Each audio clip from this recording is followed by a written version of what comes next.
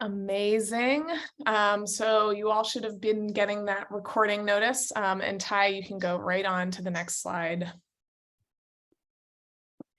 Awesome. So for those of you who are just joining the space, or even for those of you who have been with us before, as most of you know, we are Philanthropy Together, and we are on a mission to diversify and democratize philanthropy through the power of collective giving and giving circles. This program is especially put on by Kellogg, so special thank you for them. And just a few housekeeping things as folks join the space. Closed captioning is available. I am enabling it now. So if you need closed captioning, just feel free to turn on that little button in the bottom. If you see a little swirly in the chat, that is most likely me commenting. That swirly I pulled from an aorta training, and it's just for ease of access for all of you as you're looking in the chat. Please turn off your microphone unless you are invited to come off mic, or if we're in a discussion space, feel free to drop questions in the chat. And of course, we would love to see you all, but we also know that this is a busy season, so feel free to turn your camera off if you need to, but if you feel comfortable, keep your camera on. We'd love to see your faces. And as always, we know that many of us are still Zooming in from either our home or a shared office space. So we want you all to know that your kids, creatures, pod, and housemates are welcome. And then as always, friendly reminder to have something to take notes, process your thoughts, maybe write down questions as we're running through the material. Next slide. And so with that, as always, I like to ground us in these invitations. First and foremost, listen deeply. That's stay engaged in this space, whatever that looks like for you. Embrace discomfort and notice tension. When you notice discomfort or tension in your body, take a minute to explore those feelings and ask yourself, where is this coming from? Why am I feeling this way? And of course, don't forget to take care of yourself. I always have a bottle of water near me. I always am adjusting my chair, whatever that looks like. Feel free to take risks in this space. Do not let the perfect be the enemy of the good. As we all know, and as I say to open every session, these unjust systems weren't built in a day, and they won't be dismantled in one. And then the last invitation is to hold each other with compassion.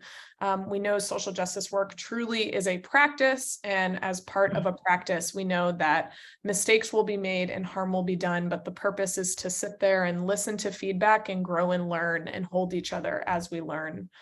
In order to dismantle these systems of oppression. And so, as always, it's my great honor to introduce our two amazing presenters today. You saw them in part one, I think, all the way back. Ty, when was that? October? It was, yeah. I can't believe we're here in December. I'm really excited for Akilah and Tyeshia, the amazing Heritage Sisters, to talk about their work with Heritage and centering lived experience as a tool for racial equity and racial justice. And so with that, I'm going to throw it right to Ty. Go for it. Thank you, Kelsey. You always give us such a warm welcome. And y'all, today's conversation it's just that we're going to have a conversation. It's workshopy. And so I invite you all to, if you can, come off screen, because it's just a few of us here today. My name is Tyeshia Wilson. So I serve as the Director of Engagement here at Philanthropy Together, but I am also a Giving Circle member and leader like you all. I'm a part of Heritage Giving Circle. We are a group of Black women that collectively pull our resources together to fund some amazing organizations throughout North Texas. And our founder is here today, Akilah. Would you go ahead and introduce yourself? Hey, good afternoon, everyone, and season's greetings. So Akilah, I'm so glad to be here. I'm grateful to be able to serve in a variety of capacities that is deeply rooted in connecting resources and people to the greatest needs within society. So I get to, my day job, get to serve as the Vice President of Development for a high impact education nonprofit called Big Thought, based in Dallas, but also in this capacity, I'm grateful to join my co-chair elect Tyeshia Wilson as the co-founder and chair of Heritage Giving Fund, Black Women's Giving Circle, that we founded in 2017. That has over 50 members, and collectively since then we have raised and granted out over $100,000 to about 13 different nonprofits that are led by and predominantly serving Black women and or girls. So just excited about this, continuing this dialogue with my my co-conspirator and colleague in this work. I look forward to hearing from all of you as well, learning from you. Yes, we like to get in a little good trouble, and we're going to have a great conversation today. So, but before we get started, we have a quick poll. Kelsey is going to launch a poll.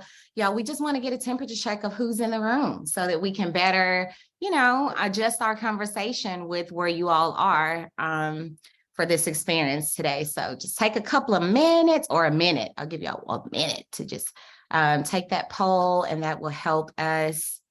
Where you coming from? What's the racial makeup of your giving group, your circle, and how many people do y'all have? We're up to about almost 60 members, Akilah, with Heritage, and y'all know we are a Black women group, and we're based in Texas, and so that's our truth. We want to know yours. Awesome. Okay, come on in here. So this is interesting where everyone is from. We have folks everywhere, locally, national. We got some international folks in here. That's awesome. Okay, great. Thank y'all so much for doing that.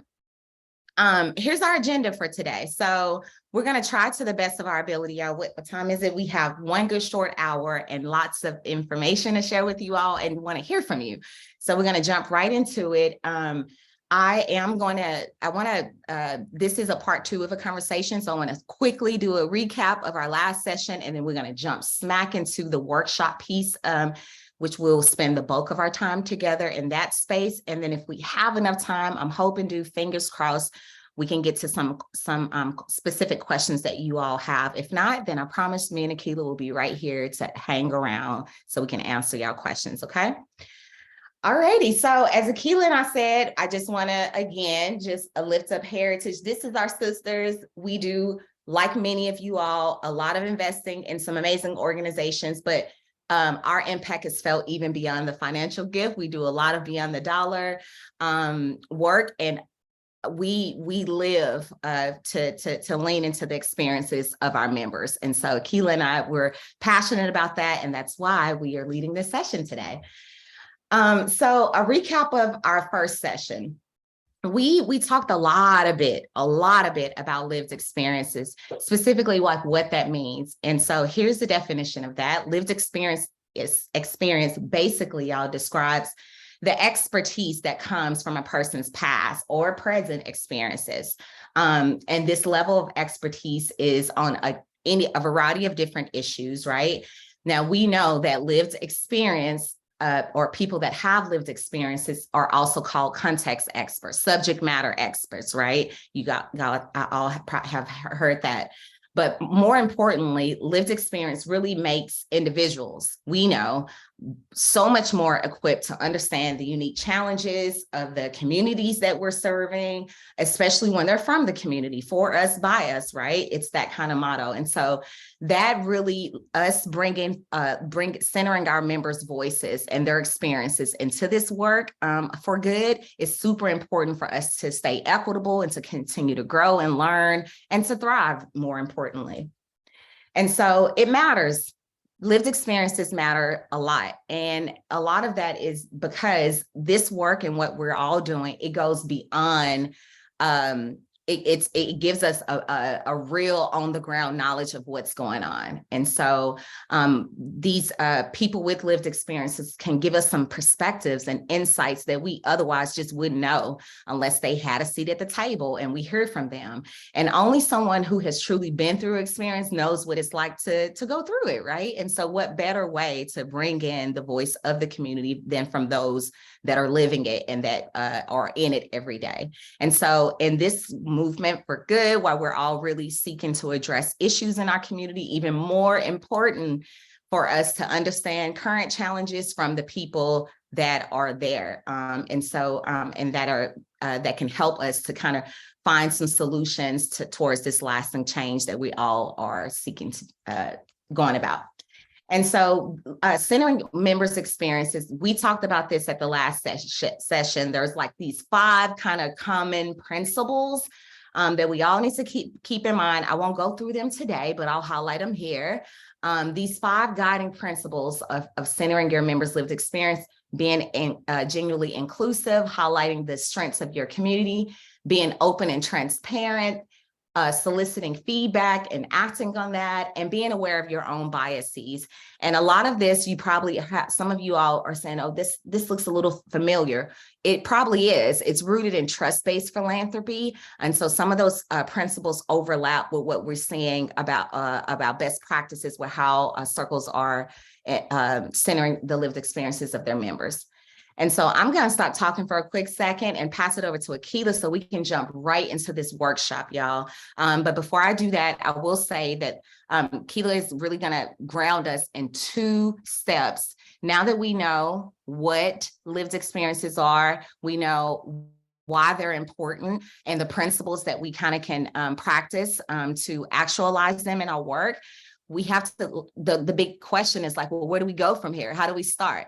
And so Heritage has went through this very similar process. We started with assessing where our giving circle, we've been established for 5 years now. And so we really have been thinking a lot y'all, about how we can become even more equitable as a circle. And so this piece, begin with assessment, is super important. And I'm going to pass it over to Akilah, who's going to unpack it for us in workshop style. Wonderful. Thank you, Ty, for helping to center us by kind of giving a summary of what we talked about during our first session. Before I go into the ways that we begin to assess our giving groups, let's take a look at the results from the poll just to get an idea of the makeup of those in the room. Let's see. Are y'all seeing it? I just want to make sure. Okay, great. So, with the question, what geographic area will your collective giving group predominantly serve? Looks like we have those who are targeting, primarily serving their local community, followed by those who, have a broader reach that's regional and or statewide. Shout out to those of you who are, going as broad as national and even international, but it's looking as though majority are serving local based on who's in this space today. Then, what is and will be the majority racial makeup of your collective giving group's membership? We're seeing that, based on participation today, majority of you, your collective makeup is majority white as racial identification, followed by Black or African American. And then we do have some giving circles or giving groups that are predominantly serving Latinx, Hispanics, or the membership is made up of predominantly Latinx, Hispanic. And then lastly, kind of thinking about, various giving groups can vary in size. So just wanted to kind of get an idea of the sizes.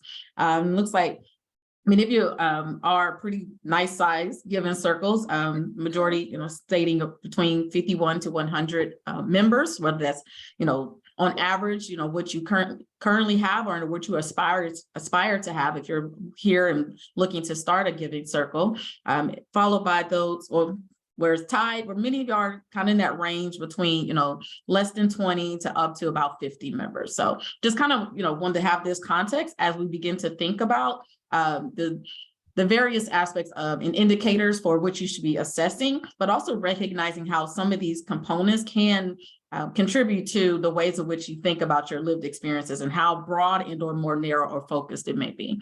So, all right. So in thinking through the assessment and first looking at your operations, and how we have defined operations is the, to operationalize, okay, is this a word, internal practices to strengthen commitment to incorporating lived experience within the collective. So, all right, let's dig into okay, so I've started this giving circle, I'm looking to start it. What are some key aspects that I need to be thinking about? So, and as we're going through this, again, kind of do your own organic scoring for yourself, okay? And think about your giving circle and where you believe y'all stand. Let's see, this poll just popped up. All right, so the first one, the Given Circle leadership values lived experience and believe that incorporating lived experience in the grant making process is relevant and valuable. And also, sorry, I forgot to make sure. Pay attention to the scoring descriptions. Sorry, let me make sure everyone's like, what am I, if you can make sure you can see it. So noting that, 0, if you feel as though you're not achieving this particular indicator, 1, minimal achievement or involvement, 2, you're making progress, noteworthy achievement or involvement, or 3, you fully achieved or integrating this. Okay, so again, the first one, the Given Circle leadership values lived experience and believe that incorporating lived experience in the grant making process is relevant and valuable. So then we have a commitment to incorporating lived experience is reflected in the values, vision, and or mission statement of the Given Circle. So do you clearly identify who you are wanting to really engage with from a membership standpoint, and or the ways of the target audience from which your grant making will show up? And is that deeply reflective within your values, vision, and mission? People from the community you serve are members of the Given Circle. People with lived experience served on the Circle's leadership team. And are you focusing on issues that correspond with member lived experiences and interest? So everybody quickly, just put your ratings that you believe, represents your giving group. All right. So as you're doing that, let's look at some tools that can help you to improve in the ways in which you are meeting these expectations for centering lived experiences. And there's some recommendations. So please, we're going to drop the resources in the chat so that you can, have them for your records and files for you to be able to refer to them in the future or following our recording. But, for the first one, some tools that you can lean on is the ABF's Responsive Philanthropy and Black Communities, the Empathy Map, and the ways in which you are engaging in site visits. For our second one, a commitment to incorporating the lived experience in your values, vision, and mission. We're going to connect you to navigating difficult conversations and how that can be a process that your membership engages in to really begin to unpack, like, okay, no, seriously, what do we mean by, who we are and who we're wanting to serve? And are we prepared to be in community with the group, especially if it is not representative of the majority stakeholders within your membership? If you're realizing that we're saying we want to serve a particular group, but many of us haven't been personally impacted by this issue, or whether in the past or currently, then you may want to look at the ways in which you're engaging in some difficult conversations around why is it that you're wanting to target a group or an issue that no one is deeply connected to. Is it connected to, some elements of, white savior? What is it that, you just lean into? Is it based on some religious aspects that you've, taken on, some cultural aspects? So utilize these tools for that. For this next one, I really want to go beyond just the ways in which, people from the communities you serve are members of the Given Circle. And as you're building out your operations, that can also show up, through your recruitment efforts. What does your messaging look like? What are you saying that, may be creating some level of exclusivity in the way in which someone may not see themselves as being welcomed into the space, as well as the way in which you set your giving levels, and how, if you're really wanting to center those from the community and them feeling that they have access and proximity to your mission and vision, that how do you, align with the ways of which, like, your giving levels may create some level of exclusion as well. But even with that, recognizing that, it's okay. Our Given Circle, our levels are at 500 and 1,000. And we recognize that there may be people who cannot do that. However, we want to find ways to engage them, create pipelines for younger or newer Given Circle members. And what does that look like? So for us, we built in a way of which you may not be a member per se, however, you could be a friend. And there's still some benefits and ways in which you can still be connected to us as a friend of the Heritage Giving Fund. And then again, there's some other tools around some local community indicator reports and census data and impact reports that can help you with some of the other indicators. All right, so that's some tools to assist you as you're thinking about your operations.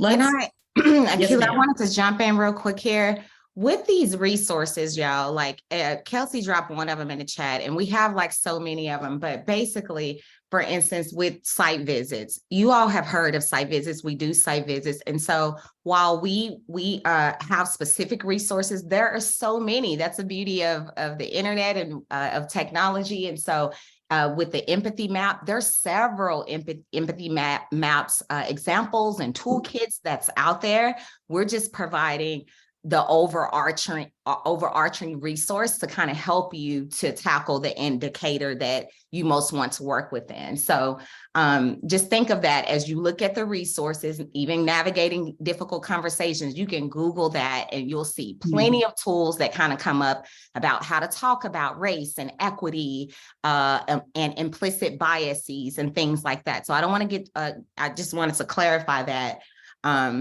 as we share more resources. Okay. All right. We ready Awesome. for? Yeah. And Ty, I want to touch on something that I realized in something that I just said that, you know, can be connected to implicit bias, because also we don't want to make the assumption that people who with lived experience or from the communities that we are wanting to serve are not able to meet the giving levels from which you have set. So I don't want to make that there's this assumption that this particular community is unable to, you know, be considered for membership, and likely you don't know who's living in these communities. And so it's not until that you begin to build authentic relationships and even ensure that you are intentional about how you're connecting with them, that you begin to unearth folks who may not, you know, been on your radar, because they may not be the individuals who are, you know, are kind of part of your traditional philanthropic community. And I know in Dallas, I mean, we have a huge, you know, philanthropic community and following, but there may just thousands of people who do not fall into those same spaces who would absolutely be great candidates to be considered for membership. And it looks like we have someone with their hand up. Akilah, do you mind? Okay, perfect. Sure, go ahead, Ms. Tarika. Did I say your name right? You did. You Awesome. did. Forgive my camera for not being on. My computer just said I'm sick of you, and I'm not. My camera's just not going to work today. I did have a question. I know for me, I have a general understanding of lived experiences and how that connects, but I wanted to ask if we could elaborate on that or even provide an example of what lived experiences are. Yeah, no, absolutely. And I believe we're going to touch on this a little bit as we talk about some aspects within the grant making piece. But for me, and I'll touch on this, but it's really just thinking about you as yourself. What are the different identifiers within your life and lived experiences? So for me, I, you know, start with reflecting on, I'm a Black woman. I've unmarried, 2 children, you know, haven't graduated from college, right? Whatever the various things that represent for me. But then when I think about the different experiences that I've had in my life based on those identities, I remember being a young Black girl, my parents working, you know, long hours and participating in Boys and Girls Club after school, right? That's a lived experience in a way that, like, I know what it's like to be, you know, the child who's the beneficiary of after school programs, which are very important in the ways as you think of organizations that you may want to fund. But even as I think of, you know, my experiences as a single mother and what are the lived experiences that I've had that maybe someone else who hasn't experienced being a single mother has not. So these are personal to me. And this shows up in the ways in which I am engaging with my philanthropy, the way I show up at work, the way I show up in the community, at my house of worship, you know. So for us, it's about the personal ways of which you see yourself and not necessarily how others may see you. So what are your lived experiences that you can bring to the Giving Circle space that helps to bring a different, your personal perspective around how grant making should look, the ways in which, operations, and there are key things. For example, we won't use certain language or, follow certain organizations via our Giving Circle, because I know that it would be offensive, especially to us being made up of majority Black women. Okay. That is the intentionality of me not being oblivious to the lived experiences that we've had, as well as the messaging that we share. Our decision-making about taking a break this year and leaning on that we needed healing. We needed to just be, we need to not be pushing ourselves and living within this constructs of which we need to constantly be always going, because we knew that there were lived experiences that we were facing individually and as a collective, that we wanted to inform our decision-making processes and how we moved and how we showed up as a collective. Awesome. All right. Thank you for the question. Yes. And also, I highly encourage you to look at the recording from our first session where we went more deeply talking about lived experience and its definition and the various ways that can show up. All right, let's go to pre-grant making as we think about how some of the indicators in your pre-grant making for your giving group. And really quickly, just to make sure I touch on, we're defining this as the period within the grant making process where the Giving Circle is setting priorities, determining equity metrics, and preparing their grant cycle. All right, so here are some indicators for you to be, doing your own scoring on, okay? Remember 0 through 3. Voting members spend time in the communities being served through our grant making to establish relationships and bridge connections. Are y'all doing this? Funding priorities are identified with the priorities of community agencies or individuals with lived experiences. We take time to learn the ecosystem and identify under-resourced and grassroots organizations that could be served through our grant making. We have a simple and streamlined grant process that is transparent and easy to access. We engage people with lived experience in the development of our grant opportunities. So how do these indicators rate for you, for your group, in the ways in which you're very intentional about before you create a system and process for what your grant making will likely look like? The ways in which you say, how will this application look? Will we do videos? Will it be a paper? Will it be online? How many questions?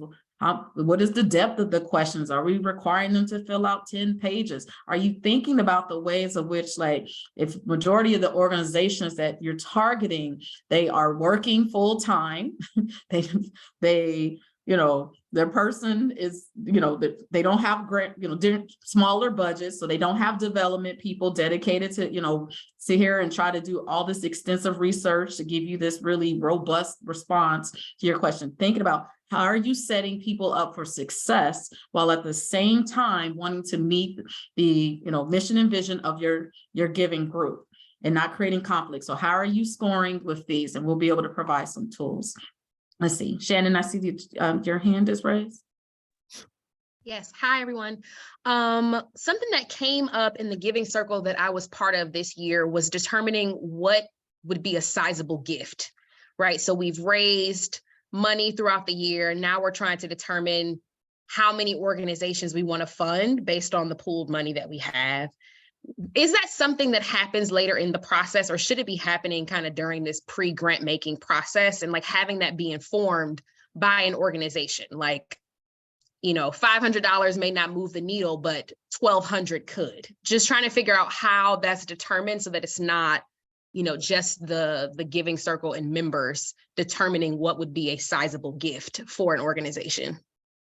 Yeah, so I'll say it's kind of two parts for us in that, just in the initial founding of the organization, as we were, thinking about ultimately what our fundraising goals were, that's kind of where you begin to budget and think through, like, are we seeking to raise $5,000 or are we seeking to raise $100,000, right? And so that kind of is your starting point in what is your fundraising goal, and as well as what is contributing to you meeting that goal. Is it based on, how many members who give at a certain level? Is there, elements of give and get, et cetera, right? So that's kind of your starting point, is like, what is our big number that we're seeking to raise? Then from there, that kind of, for us, we decided, like, our first year, the goal was to raise, I believe, like $30,000. I think we raised about 27 or so. But we already knew that for the application process, we said the max that an organization could ask for was 10,000, right? So we kind of set some initial presence, understanding that, okay, ideally, once we get to that part, we could end up loving 3 organizations and give them all, each 10 or whatever, right? But the pre was kind of set. Once we got into the grant making process, which we'll talk about, here in a moment, once you get to the next stage, that is when there's kind of like a negotiation of, and conversation that you need to have as a membership around, one, I think it's important to recognize that we can't save everything, right? Our hearts are big. We want to raise all the money. We want to give it all out, and we want to make sure that every single issue and problem is solved. But we have to be realistic and recognize that there is an abundance, and it may not all come from your group, but collectively with everyone else in the community, who's showing up for the nonprofit sector and for community groups. We are absolutely having an impact. So with that in mind, thinking through, what does impact look like? Asking that type of question for your group.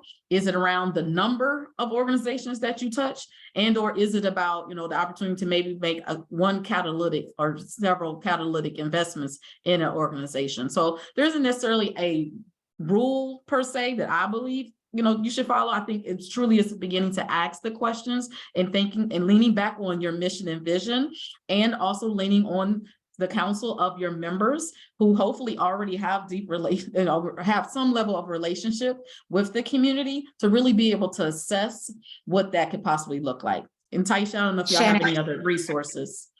Yeah, actually, well said, Akilah. I just have one other thing that I'll add, Shannon. It's definitely pre-grant making. And I think it's going to vary circle to circle. We keep saying that, and I know that's not like a great answer, but it's true, because depending on the type of organizations that your circle is trying to fund. So like for Heritage, we only fund organizations with budgets less than 500K. Well, then what would be so that alone, just a 5-figure, a $10,000 grant, that's going to be significant for the organizations that we're funding because they have smaller budgets. But if you're looking to fund organizations with higher budgets, then consider that and bring that into center that, bring that voice, bring that into what you all are thinking with the impact that you're trying to make with these organizations. But I love that question. Okay, Akilah, so let's get to some resources. Yes, let me pick it up a little bit. So want to just, invite everyone to take a look at the tools that we are suggesting to support you. For those of you who may have scored, lower, net 0 to 3, range on any of the indicators that we're suggesting for you to be taken into consideration. Again, take a look at these. We'll be dropping some of these resources in the chat. Again, thinking about your site visits, authentic community engagement practices, looking at some participatory grant making tools, as well as Ty's, lifted up before, the unconscious implicit bias toolkit and some other tools. So we'll make sure that you have all of these in the follow-up email, as well as you can join some of them in the chat. Let's move forward to talk about grant making. One more thing. I specifically added that Philanthropy Together resource library. Yes, it's a plug for us, but Shannon, to your question about how, what the question you asked, we have so many resources where we talk about that collective decision making and how to find those organizations. So y'all be sure to check that out, and Kelsey will share that in the chat as well. Okay, y'all, we're getting to the grant making. Absolutely. All right. So the period within the grant making process where the given circle is ensuring there is a diverse applicant pool, providing necessary assistance in developing an inclusive review board. All right, how's that showing up?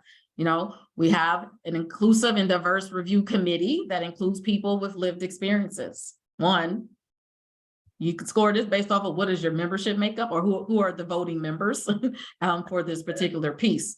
And we recognize everyone can't be there, depending on what your system is. We may not be able to get all the votes, you know, from diverse voices, but if not, then you need to reassess the date, timing, and making it accessible so that there is inclusion of those. We use an inclusion lens when vetting organizations to understand how potential grantees include lived experience in their processes. We support indirect cost and unrestricted funding, which strengthen grantee partners' capacity to better meet community needs. As a nonprofit fundraiser, nothing can be, I mean, I understand, but sometimes it's just so annoying when people want to dig all into the weeds as to what they want their money to go to. General operating, trust the leadership, trust them to make the decision about where that funding should go.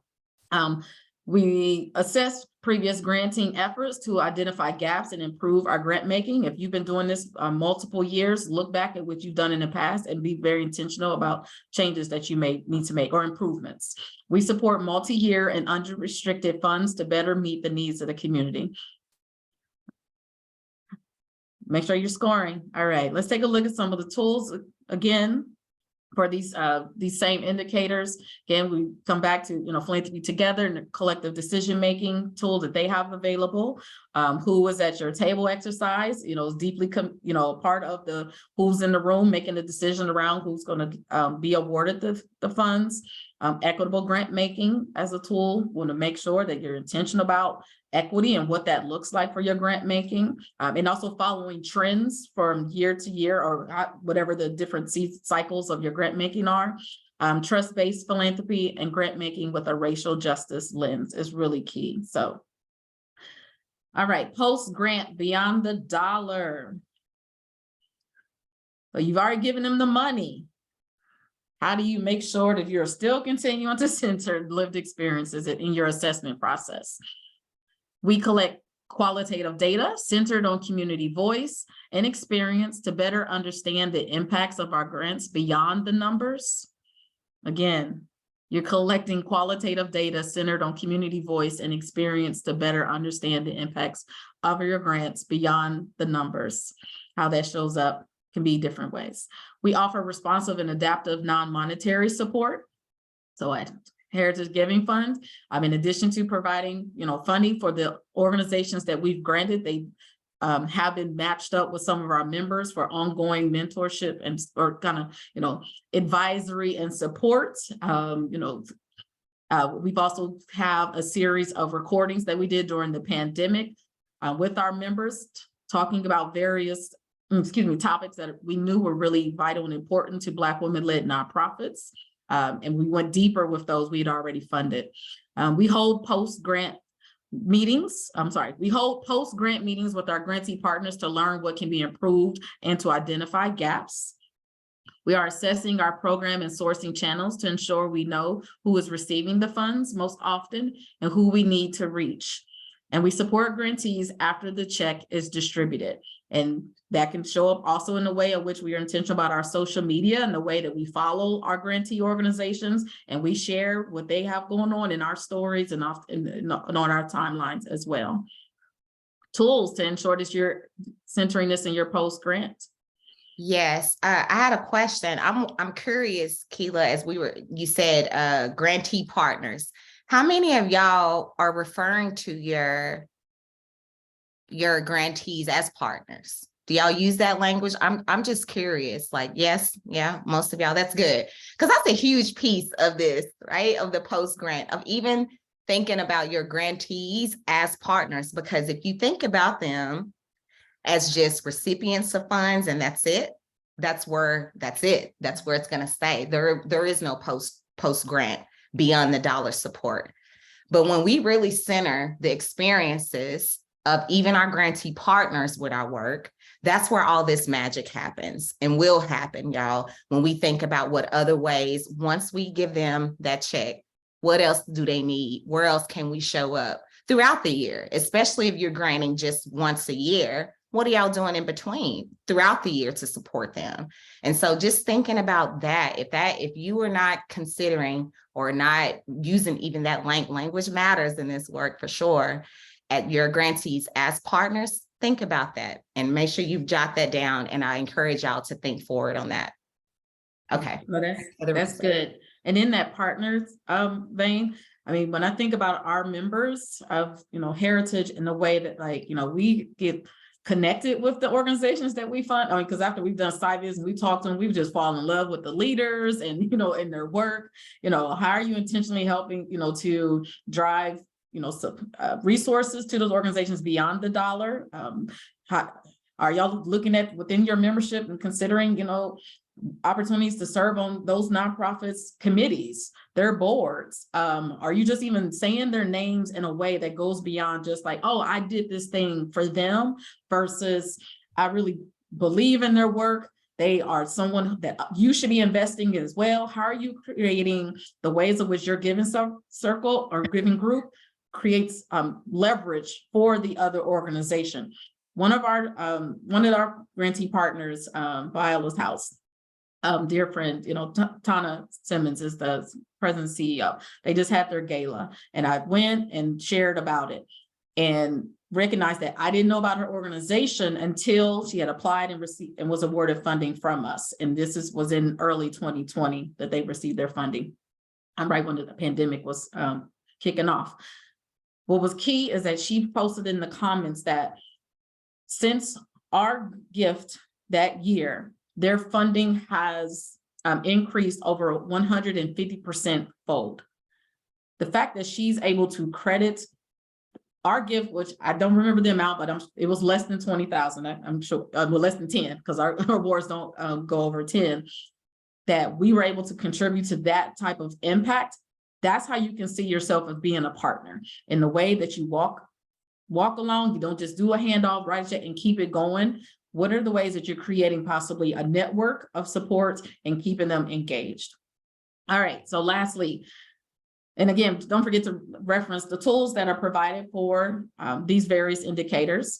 I want to be mindful of the time. So with all of this, as you're assessing, how you scored in these different categories around operations, around your pre, during, and post grant making, you really want to, make sure that you do an assessment and create an action plan. Next slide. And work the plan, integrating it within your giving groups committees, and being really intentional about what this looks like. So you're going to need to set goals. If you scored low on any of the indicators, come back and have a discussion with your membership or, the senior team, probably the whole membership, to really state, one, we're acknowledging that this is an area for us, a growth area for us. But then from there, what are we going to do about it? And set a goal with a very clear deadline. Like metrics is not a goal if there aren't any metrics. By what percentage of change or whatever the number looks like to move from point A to point B, and by when. Do not give yourself forever to make this change. This is really important. What we're speaking about is relevant to the times that we live in now. And as we're engaging younger folks, more diverse voices, they want to see that we are centering equity in what we do. And there's a challenge and there's a call to action coming from society as a whole. And you want to make sure that you're meeting that. So determine action steps, think through anticipated barriers, approach to address create an approach to address those barriers, and think about how often will you need to revisit this plan to be checking in on how well are we doing? Are we falling behind? Are there some of them that we just aren't doing, we just fell off, and we'll get back to those, but make sure that you're continuing to assess. Is that quarterly? Is it annually? Whatever that is and how that looks for you, we want to make sure that you're being intentional about the ways that you're embedding this into your work, so that ultimately we all continue to be, stronger, more intentional and strategic and, equitable giving groups. And I would, this is great, Akilah, this action plan, as you all were scoring yourselves and just really just sitting with those indicators, applauding yourself also for those threes. If we were going through a lot of the indicators from your operations, from the pre-grant making, the grant making, and even the post, and you had quite a bit of threes, we celebrate even that. I think this is also important, as Akilah is saying, part of our collective work to drive positive impact. And then where you scored low, this is exactly where you would use the action plan. Really digging deep about that 0 that you scored, and okay, well, let's set some goals and then the next steps with that. And so hopefully all of that was helpful to you all. We definitely want to open it up. I know Akilah and I, we are big about just like real-time questions and answering things right now of the moment while it's on your heart. And so would love to hear. Hey, Sarah, any questions y'all have? So I'm gonna stop sharing screen right now so that we can just talk for these last 10 minutes and answer any questions y'all have. I will lift up that at our part 1 meeting, we did ask, we shared a Jam board, y'all, basically, and said, if y'all have questions, we'll answer them during part 2. And so we did have 2 questions that came from that Jam board, and I want to make sure that we answer those today. So the first question that we received, Akilah, how about I answer one and then you answer one, and then we'll open it. We'll answer any chat questions that's in the chat. So this first question was, she said, she's seeking best practice inspiration for involving people with lived experience and issue-based research without being extractive. So seeking best practice inspiration for involving people with lived experience and issue-based research without being extractive. Okay, I'm gonna try to say this in a way that, no one takes offense of it, but a lot of times in communities, especially like in, vulnerable communities, you have funders that come in, that extract the information, get the statistics, get those, high school dropout rates and all that kind of stuff. And then they fundraise around those. They take it back to their impact, to their donors, and say, this is why you need to support. They use that. And so we have to be very careful about that. So the best practice inspiration for not doing that and being extractive is to really build relationships in an authentic way. I know that's so cliche to say, but it's the truth. You can't go in and serve, especially if you are a hyper local giving circle and you're on the grounds and you're trying to serve, you're addressing childhood poverty or something like that. To not understand and have relationships, authentic relationships with these people that are already boots on ground, that's doing the work, is already extractive. And so I would encourage y'all, all of us to really lean deeper into deeper connections, authentic community engagement. Got to get back to that around loving, kind conversations where we're getting to know about the issues in a way that doesn't feel like you're just picking someone's brain to not do anything with it. So authentic community engagement and very intentional and deliberative conversations is a best practice to counter that. Okay, Akilah, the second question is, are there tools, activities that help people explore their lived experiences or proximity in relationship to their decision making?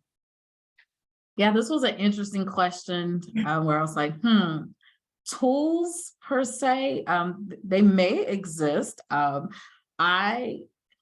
myself, and as I think about the giving circle, we've generally just done kind of an assessment of who is in the room, surveys, kind of really as part of the membership, application process, and, just asking general information about folks, background information, support, thinking about, unpacking, what do you bring to the table?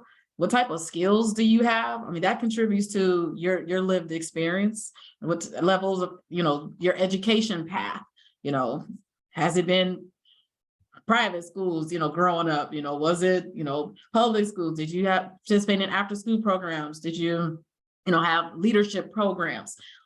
It's really unpacking, your various parts of your life So for me, I, suggest, maybe carving it out in every decade and picking one lived experience from that period of your life, whether, good, bad, or indifferent, and begin to ask yourself, who was there?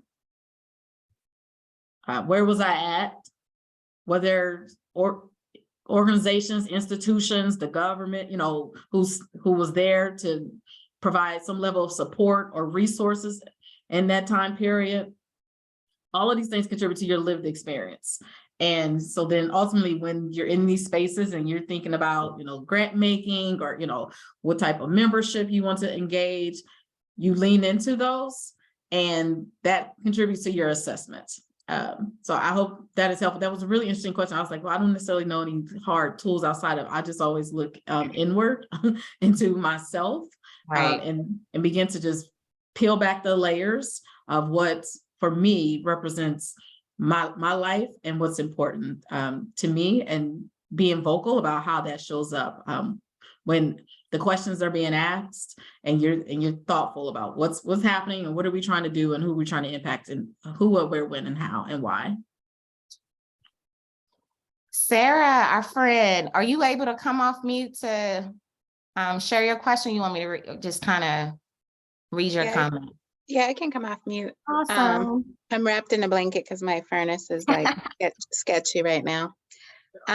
So I support, just for context, I support different groups as giving circles, and the goal is to try to recognize people's time when they give it to us, whether it's as a speaker, as we're like getting people engaged. And most of the time, these are people that I have some level of relationship with, but still it feels like recognition of time is important. It always gets weird about like, when you're thinking about honorariums and other like payments to people, right? To recognize their time, like, how do you keep it from becoming transactional? What we currently do is we, like, as an example for speakers, we don't offer the honorarium up front. We just like kind of give it afterwards as a thank you. So it's not like, that approach, but I just would love if you guys have thoughts. Because again, it goes back to that like power dynamic that you can create, especially when you're bringing people into the room that may or may not reflect who they're going to talk to. Okay, so I'm sure I understand. We're talking about possibly leaders from community organizations or the groups that you're funding, and inviting them to come and speak to the membership or general public, or maybe other. Yeah, usually it's to the membership, and it can be a mix of like community members or organization leaders that may or may not be potential grantees. So it's like a mixture. What is the purpose of the speaking? I mean, is it to increase awareness about what they're doing? Yeah, like the questions are usually around really like holding them up as a subject matter expert and saying, like, as an example, one group that I'm working with this year is doing education. And so what we try to do is bring forward things from all the way from policy level to frontline experience, to really say, like, this is a group that is looking at doing funding in the education space, and would love to hear your perspectives on usually like just what you define like this space as. What are some promising strategies that you see that we should be thinking about as we make funding decisions?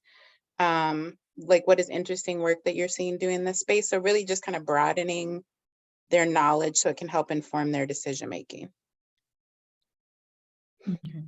Ty, do you have a response? Yeah, or I do. Well, actually, I'm gonna bring in Kelsey, because let me tell you, we here at Philanthropy Together, I hear you, Sarah, in terms of the not even friction, but we do want to provide, compensate people for the time. But then how do you do that on smaller budgets? How do you do that if you don't even have a budget, right? Well, yeah, it comes out of the grant making pot. So like whatever, you know what I mean? Like it's a either or type situation. Yeah. And I am, in my initial thought is just to have, stay open and transparent as much as possible with that. But Kelsey, come on, I know you have something to say. I actually have a lot of thoughts on this. So as part of this series, I coordinate all of our speakers. And we also provide honorariums for our speakers. And some of the ways that I personally have tried to move past transactional relationships is one, engaging with the speakers post session, particularly if you have relationships with them already, bringing them in as thought leaders. I actually have a handful of past speakers to our sessions who we're still in touch. I actually just exchanged phone numbers with one of our people, and honestly, we've now become friends and thought partners. So I think that's one way you can really invite folks in. And I recognize sometimes you can't have a relationship with everyone, but particularly those who you want to hold close, building that space to create thought partnership. For us, it has also looked like sending holiday cards to those who have spoken in our session that year, to have them know that we're thinking about them. And one of the ways that I've seen it when I've been brought in to speak that I've really enjoyed is flexibility within that honorarium payment. Maybe it is that like, hey, we so appreciate you taking the time for this, and we want to honor your time by sharing some money, and we also want to give you the opportunity to decide where this funding should go. For example, I spoke to a group about 2 weeks ago, and they offered me an honorarium, which originally I was going to have it go to PHT. And then because of Sara being amazing, I was actually able to redistribute those funds directly to an organization that this group supports that I also care about. So I think, within that, the pieces are, one, building that authentic relationship. Maybe you also invite them to eventually participate in the giving circle or the space in general. And then two, just, using them as thought leaders and saying, hey, like, is this working? And then the final piece that I'll say, and I've seen a podcast that I listen to do this, they always end each podcast asking the guest, how can our listeners support you right now? How can our listeners uplift your work? And in that, it's, fostering that relationship that's so much more than just the honorarium or just this one-time speaking engagement. It's really pushing folks to build that relationship. Excellent. And yes, there's also some suggestions in the chat as well, Sarah. I know you'll take a look at those, but Gov, thank you for your feedback. Jess, Jackie, all of it matters, y'all. I know we're at time, and so we're gonna let y'all go because I could stay here an extra 15 minutes, but I'm not gonna do that with it. I'm not gonna do y'all like that. But I hope that all of us, and as we move forward in 2023, that we have more, that we're able to do just like this, more of it, where we can have just open spaces, keep sharing what we're doing, keep sharing best practices, what we're doing, how we're doing, and not withhold the knowledge, because this is where we really all thrive in this collective movement for good. And so Akilah and I are so appreciative of y'all time today. You could be anywhere in the world, but you with little old us. And so we thank y'all. We love y'all. Hope you and your families have an amazing and restful holiday season. And Kelsey, we have our next series. Do you want to provide the date of our next session? Yes, our next season, which will be all about power, is launching on January 31st with a good friend and colleague of mine, Melody, and her colleague, Terry, talking about how we can build power by giving it up. So I'm very excited about that. But we'll also have presentations from grant makers for girls of color. We'll have a presentation from the communications director at the Cataly Foundation, and we'll also be hearing from the Asian Women's Giving Circle. So a lot of really amazing leaders. I'm so excited that you all were here today, and keep an eye out for those follow-up emails. It will include the resources. It will include a link to the new season. It will include reflections and all that good stuff. And we hope to see you in 2023. Love and light to all of you, and rest and rejuvenation. We know it's been a Bye, while. y'all. Bye-bye. Have a good day.